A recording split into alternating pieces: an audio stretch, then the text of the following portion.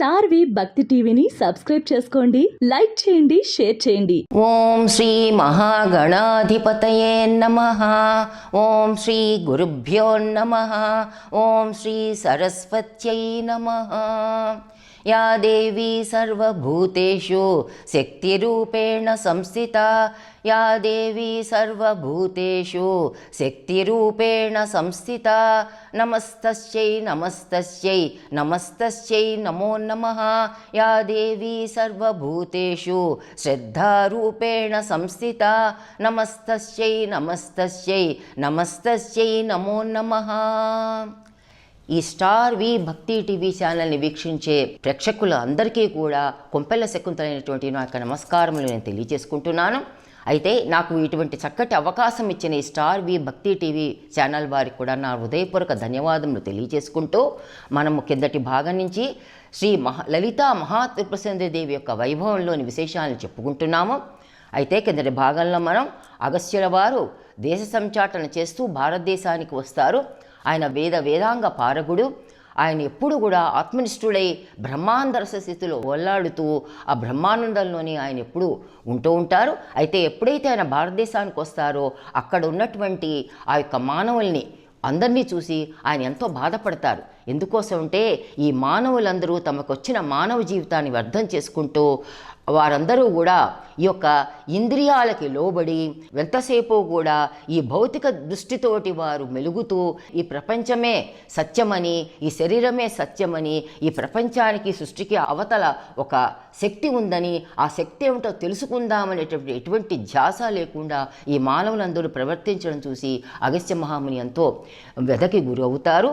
అప్పుడు అగస్త్యుల వారు అనుకుంటారన్నమాట, ఈ మానవుల్ని ఎలాగైనా సరే మనం తరింపజేయాలి అని ఒక నిశ్చయంతో ఆయన ఆ విధంగా దేశ సంచాటన చేస్తూ కాంచీపురానికి చేరుకుంటారు. అయితే కాంచీపురం మనకందరికీ తెలుసు, ఇది మోక్ష పట్టణాల్లో ఒకటి కాంచీపురము. అయితే ఈ కాంచీపురంలో చిన్నగా తపస్సు చేసినా, ఏదైనా కనుక ఉపాసన చేసినా కూడా అది అనంతమైన ఫలితాలను ఇస్తుంది. అటువంటి కాంచీపుర క్షేత్రానికి అగస్త్యుల వారు చేరుకుని అక్కడ తపస్సు చేయాలనుకుంటారు. ఈ మానవులందరినీ కూడా ఉద్ధరింపజేయాలనుకుని తపస్సు చేస్తారు. వారు ఎవరి గురించి తపస్సు చేస్తారంటే లక్ష్మీనారాయణ గురించి తపస్సు చేస్తారు. అలా కొంతకాలం ఆయన తపస్సు చేసిన తర్వాత లక్ష్మీనారాయణుడు ఆయన హయగ్రీవ స్వామిగా ఈ యొక్క అగస్త్యుల వారికి ప్రత్యక్షమవుతారు. ప్రత్యక్షమయ్యి అంటారన్నమాట, ఏమంటారంటే హయగ్రీవ స్వామి వారు అగస్త్య మహామునితో ఏమంటారంటే, నీ యొక్క తపస్సుకు నేను ఎంతో మెచ్చాను, నువ్వు ఏది కావాలంటే అది కోరుకో, నీకు ఆ వరాన్ని నేను ప్రసాదిస్తాను అనగానే అప్పుడు అగస్త్య మహర్షి వారు అంటారు, అంటే ఈ యొక్క హయగ్రీవ స్వామి ఎవరు? నారాయణ స్వరూపం. నారాయణ స్వరూపంలో గురుతత్వము హయగ్రీవ స్వామి, శివతత్వంలో గురుతత్వము దక్షిణామూర్తి, అలాగే అమ్మవారి తత్వంలో గురుతత్వం శారదాంబిక. అటువంటి గురుతత్వమైన ఈ యొక్క హయగ్రీవ స్వామి వారు అగస్త్యుల వారి తపస్సుకు మెచ్చి ఏమి కావాలో కోరుకోమని అడగగా అప్పుడు అగస్త్యుల వారు ఈ యొక్క సృష్టిలో, ఈ భారతదేశంలో, ఈ ప్రపంచంలో ఉన్నటువంటి మానవులు ఏ విధంగా తరింపబడతారు, వీరు లౌకిక ఆనందాల్లోనే లౌకిక ఆనందాలతోటే భౌతిక దృష్టితోటే వీరు బతుకుతున్నారు, అందుకోసం వీళ్ళ జన్మ వ్యర్థం కాకుండా ఈ యొక్క ప్రజలందరినీ కూడా ఈ మానవులందరూ ఏ విధంగా తరింపచేస్తారు దానికి ఉపాయం చెప్పవలసినదిగా కోరుకుంటారు. ఎప్పుడూ కూడా మహర్షులు తమ కొరకు ఏమీ కావాలని కోరుకోరు. మహర్షుల యొక్క కోరిక ఎప్పుడూ కూడా ఈ యొక్క సృష్టిలో ఉన్నటువంటి జీవరాశులందరినీ ఏ విధంగా తరింపచేయాలి అని ఒక దృష్టితోటి, ఆ దృష్టితోటి వాడు ఎప్పుడు కూడా వెళ్తూ ఉంటారు. సృష్టిలో జీవులందరూ కూడా మంచి చేయాలనే తలంపుతోటే వారు మెలుగుతూ ఉంటారు. ఆ విధంగా అగస్త్యుల వారు కూడా ఈ మానవుల్ని తరింపచేయాలి అనేటువంటి ఉద్దేశంతో ఏ విధంగా తరింపబడతారు అని అడగ్గా అప్పుడు హయగ్రీవ స్వామి వారు ఏమంటారంటే, జగదంబిక ఆరాధన ఒక్కటియే ఈ మానవులందరినీ కూడా మృత్యురూపమైనటువంటి సంసార సాగర్ నుంచి వారు తరింపబడతారు. అందుకని జగదంబిక ఆరాధన, లలితా మహాత్రిపురసుందరి యొక్క ఆరాధనే దానికి ఏకైక ఉపాయము, మార్గము అని తెలియచేస్తారు. అప్పుడు అగస్త్యుల వారు అంటారు, ఆ ఉపాయం ఏంటో నాకు తెలియజేయవలసినది, ఆ అమ్మవారు ఎలా ఉంటుందో, ఆమె రూపం ఎలా ఉంటుందో నాకు తెలియజేయవలసినది చెప్పగా అప్పుడు హయగ్రీవ స్వామి వారు అంటారు, ఈ విషయాలన్నీ కూడా నేను చక్కగా విపులంగా నువ్వు నా ఆశ్రమానికి రా, నువ్వు ఆశ్రమానికి వస్తే మనం అక్కడ చక్కగా కూర్చుని అమ్మవారికి విశేషాలని కూడా నీకు తెలియచేస్తాను అనగానే అప్పుడు అగస్త్యుల వారు తప్పకుండా అని తెలియచేస్తారు. తర్వాత కొంతకాలానికి అగస్త్యుల వారు ఒక సుముహూర్తాన హయగ్రీవ స్వామి వారి ఆశ్రమానికి వెళ్ళి అక్కడ అమ్మవారి తత్వం తెలుసుకుందామని చెప్పేసి ఆయన ఎంతో వినయంతో ప్రార్థిస్తారన్నమాట హయగ్రీవ స్వామి వారిని. అప్పుడు హయగ్రీవ స్వామి వారు అమ్మవారి తత్వాన్ని ఆయనకి తెలియచేయడం మొదలెడతారన్నమాట. అయితే ఆ తెలియచేయడం మొదలెట్టేటప్పుడు ముందరగా హయగ్రీవ స్వామి వారు అగస్త్యుల వారికి ఏం చెప్తారంటే, ముందరగా నేను అమ్మవారి యొక్క మంత్ర తంత్ర విగ్రహ రహస్యాన్ని మీకు ముందరగా తెలియచేస్తాను, ఆ తర్వాత అమ్మవారి కథలోకి నేను ప్రవేశిస్తాను అని తెలియజెప్తారన్నమాట. అంటే ఇక్కడ అగస్త్యుల వారు హయగ్రీవ స్వామి వారు ఏ విధంగా అమ్మవారి తత్వాన్ని బోధించడం మొదలెట్టారు, అమ్మవారి యొక్క మంత్రరూపము యంత్ర రూపము విగ్రహ రహస్యాన్ని తెలియచేయడంతో ఆవిడ యొక్క కథ అంతా కూడా ఆయన తెలియజేయడం మొదలెడతారన్నమాట.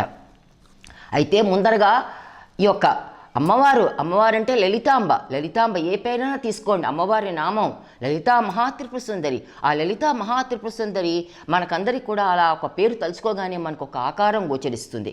కానీ మనం ఎప్పుడైతే ఆకారం గోచరిస్తుందో కానీ నిజంగా అమ్మవారి తత్వం మట్టుకు నిరాకారమే, నిర్గుణమే, అవ్యక్తమే. ఆవిడ యొక్క తత్వము అవ్యక్త తత్వము. ఆవిడకి ఆకారం లేదు, కానీ ఆవిడ ఆకారం ధరించింది. ఎందుకు ధరించింది? ఈ భక్తుల్ని వారిని తరింపచేయడం గురించి అమ్మవారు ఆ దివ్యశక్తి ఏవైతే ఉందో, ఆ మహాశక్తి ఏవైతే ఉందో ఒక ఆకారాన్ని ధరించి ఆవిడ మనకి ఈ విధంగా ఒక రూపంలో మనకి ప్రత్యక్షమైందనమాట. ఎందుకంటే ఎవరైనా కూడా అవ్యక్త తత్వాన్ని అందుకోవడం చాలా కష్టము. మనం ఇప్పుడు కాంచీపురానికి వెళ్తాం, ఏ దేవాలయానికైనా వెళ్తాం, అక్కడ మనం విగ్రహం ముందర కూర్చుని ఆ యొక్క కాంచీ క్షేత్రంలో కామాక్షిదేవి ముందర కూర్చుని మనము అమ్మవారిని చూస్తూ ఉంటాం. అమ్మవారిని చూస్తూ ఉంటే మనము అమ్మవారి ఆకారం నిరాకారము, నిర్గుణము అని చెప్పుకుంటాం, అవ్యక్త తత్వం అని చెప్పుకుంటాం. మనకు అక్కడ ఆకారం అంటూ కనిపిస్తూనే ఉంటుంది. ఎందుకు ఆకారం కనిపిస్తుంది అక్కడ? ఎందుకోసం అంటే ఈ కలియుగంలో ఈ మానవులందరూ వారి యొక్క బుద్ధి చాలా తక్కువగా ఉంటుంది, వారి అవ్యక్త తత్వాన్ని అందుకోవడం చాలా కష్టము. అందుకోసం అమ్మవారు భక్తుల్ని అనుగ్రహించడం గురించి ఆవిడ ఒక రూపాన్ని ధరించింది, ఒక ఆకారాన్ని, ఒక సగుణ రూపాన్ని ధరించింది. ఆ సగుణ రూపమే కామాక్షిదేవి, లలితా మహాత్రిపుర సుందరి. అలా ఏ నామంతో అయినా మనం పిలుచుకోవచ్చు అనమాట. లలితాశ్రమాల్లో మనం చదువుతూ ఉంటాం, నిర్లేప, నిర్మల, నిత్య, నిరాకార, నిరాకుల అని విధంగా చదువుతూనే ఉంటాం. ఇన్ని చెప్పి అమ్మవారిని మళ్ళీ సగుణంగా మనం దర్శిస్తూ ఉంటాం. అంటే ఏమిటి?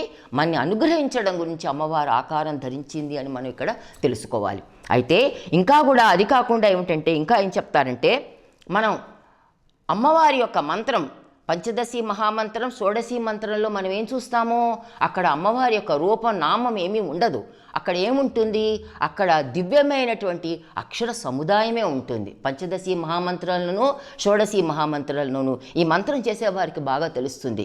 అక్కడ ఆ మంత్రంలో దివ్యమైనటువంటి అక్షర సముదాయం మనకు అక్కడ కనిపిస్తుంది. కానీ మనము ఈ నారాయణ తత్వంలో మనం ఎప్పుడైతే కనుక అష్టాక్షరిని మనం జపిస్తామో దాంట్లో నారాయణ నామం మనకు కనిపిస్తుంది. అలాగే పంచాక్షరిని మనం జపిస్తామో అక్కడ శివుడి యొక్క నామం మనకు కనిపిస్తూ ఉంటుందన్నమాట. ఈ పంచాక్షరి అష్టాక్షరి చేస్తుంటే అక్కడ నామాలు కనిపిస్తాయి. కానీ ఈ పంచదశి మహామంత్రము, షోడశి మహామంత్రం చేస్తే అక్కడ దివ్యమైన అక్షర సముదాయమే ఉంటుంది, కానీ అక్కడ మనకి ఎటువంటి ఆకారము కనిపించదు. కాకపోతే ఇక్కడ అమ్మవారు ఆవిడ అసలు తత్వం అవ్యక్త తత్వమే అయినా కూడా ఆవిడ ఆకారాన్ని ధరించింది. ఆకారం ఎవరి గురించి? మన గురించి, ఈ భక్తులను ఉద్ధరించడం గురించి. ఎందుకంటే ఈ భక్తులు ఈ కలికాలంలో వాళ్ళు అవ్యక్తత్వాన్ని అందుకోవడం చాలా కష్టము. ఎందుకోసం ఈ భక్తులు ఈ కలికాలంలో అవ్యక్తత్వాన్ని అందుకోవడం ఎందుకు కష్టము? ఎందుకోసం అంటే ఈ కలికాలంలో ఈ జీవులందరూ, ఈ మానవులందరూ దేహాభిమానంతో వాళ్ళు బతుకుతున్నారు. ఈ శరీరమే ఇదే శాశ్వతము, ఈ దేహమే శాశ్వతము, ఈ దేహానికి ఆధారమైనటువంటి ఒక శక్తి ఉంది. అది తెలియక, ఆ శక్తిని ఉపాసించడం వాళ్ళకి తెలియక ఈ శరీరమే తామనుకుని ఇదే సత్యము నిత్యము అని అనుకుని బతకడం వల్ల, దేహాభిమానులు అయి వాళ్ళు బతకడం వల్ల వాళ్ళకి కష్టం, అవ్యక్తత్వాన్ని పట్టుకోవడం కష్టం. కనుక అందుకోసం ఆవిడ ఆకారాన్ని ధరించి సగుణ రూపంలో మనకి ఆవిడ దర్శనమిస్తోంది. కాకపోతే ఈ విషయమే భగవద్గీతలో కూడా శ్రీకృష్ణ పరమాత్మ చెప్తాడన్నమాట. ఒక శ్లోకంలో చెప్తాడు. ఏం చెప్తాడు? అవ్యక్త తత్వాన్ని ఏ మానవులు అందుకోవడం కష్టము. మనకి ఒక అధ్యాయంలో మనకి చెప్పడం జరిగింది. అదేమిటది? క్లేశోధికతరస్తేషాం అవ్యక్తాసక్త చేతసాం అవ్యక్తా హి గతిర్దుఃఖం దేహవద్భిరవాప్యతే అని కృష్ణ పరమాత్మ భగవద్గీతలో మనకి తెలియచేయడం జరిగింది.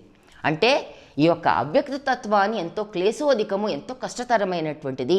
ఆ అవ్యక్త తత్వాన్ని మానవులు పట్టుకోవడం కష్టము అని అక్కడ మనకి తెలియచేయడం. ఎందుకోసమని పట్టుకోవడం కష్టము అంటే కృష్ణ పరమాత్మ దానికి మనకి జవాబు కూడా ఇచ్చారు. ఎందుకోసం అంటే ఈ యొక్క మానవులందరూ కూడా దేహాభిమానం కలవారు, అందుకోసమని ఆ అవ్యక్త తత్వాన్ని మానవులు పట్టుకోవడం కష్టం కనుక భగవంతుడి యొక్క సగుణ రూపంలో మనకి దర్శనం లభిస్తోంది అని ఆయన తెలియజేశారు.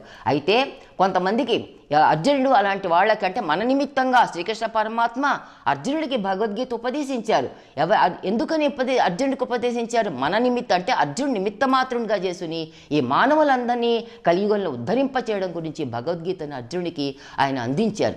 అయితే ఇక్కడ మళ్ళీ దాని తర్వాతే మళ్ళీ కృష్ణ పరమాత్మ అంటాడు, అయితే మీరెవ్వరూ కూడా బాధపడేసి అవ్యక్తత్వాన్ని అయ్యో నేను అందుకోలేకపోతున్నానే, భగవత్తత్వాన్ని నేను తెలుసుకోలేకపోతున్నానే, భగవంతుడి రూపాన్ని నేను చూడలేకపోతున్నాను, మీరు ఏమి బాధపడాల్సిన అవసరం లేదు.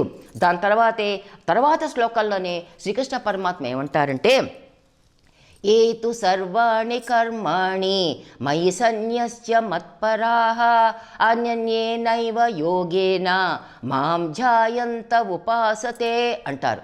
అంటే నువ్వు అవ్యక్తత్వాన్ని పట్టుకోపోయినప్పటికీ అనన్యమైన అంటే భక్తిభావంతో అనన్యమైన నాయందే పూర్తిగా మనస్సు లగ్నం చేసుకుని చక్కటి చింతనతో నాయందే నీ మనస్సు పెట్టి ఎప్పుడైతే నువ్వు చింతన చేస్తూ ఉంటావో అప్పుడు ఇంకా మళ్ళీ నెక్స్ట్ ఏమంటారు, తేషాం అహం సముద్ధర్త మృత్యు సంసార సాగరాత్ భవామి నచిరాత్ పార్థ మయ్యావేసిత చేతసాం అంటారు. అంటే ఈ 3 శ్లోకాలు మనకు భగవద్గీతలు ఇస్తారు. అవ్యక్త తత్వం పట్టుకోవడం చాలా కష్టమైనప్పటికీ కూడా భక్తులు ఎవరు కూడా నిరాశపడవలసిన అవసరం లేదు. ఎప్పుడైతే భక్తులు అనన్య భక్తితో నన్నే పరమావధిగా ఎప్పుడైతే భక్తులు అలా కొలుస్తారో వారికి నేను తప్పకుండా ఈ మృత్యు రూప సంసార సాగరం నేను తప్పకుండా వాళ్ళని నేను తరింపచేస్తాను అని మనకి భగవంతుడు అభయం ఇవ్వడం జరిగింది. అంటే శ్రీకృష్ణ పరమాత్మ అంటే ఉన్నది ఒకటే శక్తి, శ్రీకృష్ణ పరమాత్మ అనండి, లలితాంబ అండి, ఎవరైనా అనండి, ఆ యొక్క శక్తే మనకి తెలియజేస్తోంది. అంటే ఇక్కడ మనం ఎటువంటి నిరాశ పడవక్కర్లేదు. మనం అవ్యక్త తత్వాన్ని పట్టుకోలేకపోతున్నామే అని మనం నిరాశ పడక్కర్లేదు. మన సగుణ రూపంలో ఉన్నటువంటి అమ్మవారిని మనం అలా చక్కగా ధ్యానిస్తూ ఏకాగ్ర దృష్టితో మనం ధ్యానం చేస్తే కనుక తప్పకుండా మనం ఆ పరమాత్మ తత్వాన్ని తెలుసుకోవచ్చు అని ఈ విధంగా హయగ్రీవ స్వామి వారు అగస్త్యుల వారికి తెలియచేయడం జరిగిందనమాట. అయితే ఈ యొక్క అవ్యక్త తత్వము శబ్దరూపము, రేఖారూపము, కుండలి రూపంలో చూడొచ్చు. అంటే ఈ అవ్యక్తత్వము శబ్దరూపం అంటే ఇప్పుడు మనం ఒక శబ్దాన్ని పలుకుతున్నాం అనుకోండి, చక్కగా శబ్దం వినిపిస్తూ ఉంటుంది. అయితే ఈ శబ్దరూపం అంటే ఇక్కడ శబ్దరూపంలో ఏమిటి? అమ్మవారి యొక్క మంత్రం జపిస్తూ ఉంటే ఒక శబ్దం వెలువడుతూ ఉంటుంది. ఆ మహిమాన్వితమైనటువంటి అమ్మవారి మంత్ర శబ్దం వల్ల చుట్టూరా ప్రకంపనలు ఏర్పడినప్పుడు ఆ మంత్ర జపం వల్ల ఏమవుతుందంటే ఎవరైతే ఆ మంత్రాన్ని జపిస్తూ ఉంటారో వారిలో ఉన్నటువంటి యోగ కేంద్రాల్లో చక్కటి స్పందనలు ఏర్పడతాయి అన్నమాట. ఆ స్పందనల వల్ల ఒక దివ్యమైన ఆకృతి వారు ఆ మంత్రాన్ని జపిస్తూ ఉంటే వారు దర్శించి వాళ్ళందరూ కూడా తనింపబడతారన్నమాట. అంటే శబ్దరూపం అంటే అమ్మవారి మంత్రస్వరూపము, ఆవిడ మంత్రస్వరూపిణి. మంత్రము అంటే అమ్మవారే అని మనం తెలుసుకోవాలి. అంటే ఇప్పుడు ఒక మంత్రాన్ని చేస్తున్నామంటే అమ్మ వేరు మంత్రం వేరు అనుకోక్కర్లేదు. మంత్రం అన్నా అమ్మవారు ఒకటే. అంటే మంత్రము అంటే ఏమిటి? మనం మంత్రాన్ని జపిస్తున్నామంటే అమ్మవారిని ముట్టుకుంటున్నాము అనే ఒక స్పృహతోటి మనం ఆ మంత్రాన్ని స్మరించాలి, జపం చేయాలి. అంటే మనం ఆ మంత్రాన్ని జపిస్తూ ఉండాలి. అంటే ఏదో మంత్రం చేస్తున్నాం కదా, ఏదో మంత్రం ఇచ్చారు కదా అమ్మవారి మంత్రం, అదే పనిగా మనం అలా చేసుకుంటూ పోతే మనసు ఎక్కడో మనకి చిత్తం ఇక్కడ లేకుండా అమ్మవారి అందు లేకుండా మనసు ఎక్కడికో వెళితే ఆ మంత్రం ఒక జపం అంతా వ్యర్థమైపోతుంది. అందుకోసమే ఏ మంత్ర జపం చేస్తున్నా కూడా చక్కగా మనం ధ్యానంతో ఆ మంత్రం మీద మన మనసు లగ్నం చేసి ఎప్పుడైతే మంత్రం చేస్తూ ఉంటామో అంటే ఆ మంత్రంలో ప్రతి అవయవం మనం అమ్మవారి యొక్క అవయవాలు మనం ముట్టుకుంటున్నాము, అమ్మని మనం ఇలా చక్కగా స్పర్శిస్తున్నాము అనేటువంటి ఒక ధ్యాసతోటి మనం మంత్రం చేస్తుంటే తప్పకుండా ఆ మంత్రం మనని తరింపజేస్తుంది అన్నమాట. అటువంటి మంత్రం, ఆ మంత్రాలంతా అంత మహిమాన్వితమైనటువంటి, ప్రతి దేవతకి కూడా ఒక మంత్రం ఉంటుంది. అలాగే ఏ మంత్రమైతే మనం జపం చేస్తామో ఆ మంత్రాన్ని మనం ఈ విధంగా చేయాలన్నమాట. ఇంకా మనం చెప్పేటప్పుడు ఇంకా ఏంటంటే మంత్రము అమ్మవారు ఎలా కాదో భగవత్ నామాలు భగవంతుడు వేరు కాదు. రామనామం మనం జపిస్తున్నాం అనుకోండి, రాముడు రామనామము వేరు కాదు, రెండూ ఒకటే. రామనామాన్ని జపిస్తున్నాం అంటే రాముడే, రాముని తలుచుకున్నాం అంటే రామనామమే, అంటే దీనికి తేడా లేదు. ఆ విధంగా శబ్దరూపం అన్నమాట. అది కాకుండా ఈ యొక్క మంత్రాన్ని జపించేటప్పుడు ఏం కావాలి? శ్రద్ధ కావాలి. మనకేం కావాలి? శ్రద్ధ కావాలి. మనకేం చెప్తారంటే శ్రద్ధతో మంత్రాన్ని చేయాలి. అంటే శ్రద్ధతో అంటే ఏమిటి? ఇక్కడ శ్రద్ధ అంటే ఏమిటి? ఏకాగ్రదృష్టి ఒకటి, సదాచారం పాటిస్తూ శాస్త్రవాక్యములందు మనకి ఆస్తిక్య బుద్ధి కలిగి ఉండడం అన్నమాట. ఈ శాస్త్రవాక్యాన్ని మన నమ్మకం కలిగి ఏదైతే మనకి చెప్పారో శాస్త్రాల్లో, వేదాల్లో, శాస్త్రాలు ఉంటే శాస్త్రాలని ఎక్కడి నుంచి వచ్చాయి? వేదాల నుంచి మనకి శాస్త్రాలని వచ్చాయి. మన గురువులైన వాళ్ళ శాస్త్రాల్లోని విషయాల్ని మనకు అందిస్తూ ఉంటారు. అయితే శాస్త్రంలో ఏం చెప్పారో ఆ విషయాల్ని మనం పూర్తి నమ్మకంతో, శ్రద్ధతోటి, ఏకాగ్రతతోటి కనుక, అది కాకుండా సదాచారం పాటిస్తూ ఎప్పుడైతే మంత్రజపం చేస్తామో, అంటే సదాచారం కూడా శాస్త్రాలలో చెప్పబడింది, ఆ సదాచారాన్ని పాటిస్తూ మనం ఏ మంత్రం ఎప్పుడైతే జపిస్తామో తప్పకుండా మనని ధరింపచేస్తుంది అమ్మవారు అనే విషయాన్ని మనం తెలుసుకోవాలి. అయితే ఒకసారి పార్వతీదేవి అడుగుతుందన్నమాట శివుణ్ణి. ఏమడుగుతుంది? నీ యొక్క దర్శనాన్ని నీ భక్తులకు ఏ విధంగా నువ్వు ఇస్తావు, నీ దర్శనాన్ని వాళ్ళు ఏ విధంగా పొందగలరు నాకు కొంత తెలియచేయవలసిందని పార్వతీదేవి ఒకసారి శివుణ్ణి అడుగుతుందన్నమాట. ఇది శివమహాపురాణాలు ఉంటుంది. అంటే శివుడు అప్పుడు పార్వతీదేవికి చెప్తాడు, న కర్మణ న తపసా న జపైః న సమాధిభిః శ్రద్ధామయ్యస్తి చేత్ పుంసాం ఏన కేనాపి హేతునా అని చెప్తారన్నమాట శివుడు. అంటే నేను కర్మలకు కానీ, తపస్సుకు కానీ, జపాలకు కానీ, సమాధి స్థితికి కానీ నేను లొంగను. నేను దేనికి లొంగుతాను? శ్రద్ధకే లొంగుతాను. అంటే ఏదో చేసాం కదా అని ఒక కర్మను చేసేసి గుడికి వెళ్ళిపోయామనో ఇంకోటనో కర్మలు చేసి ఏదో జపం చేసాం కదా అని జపం కొన్ని లక్షలు వేలు చేసేసి ఎన్ని మంత్రాలు జపించేసి లాభం.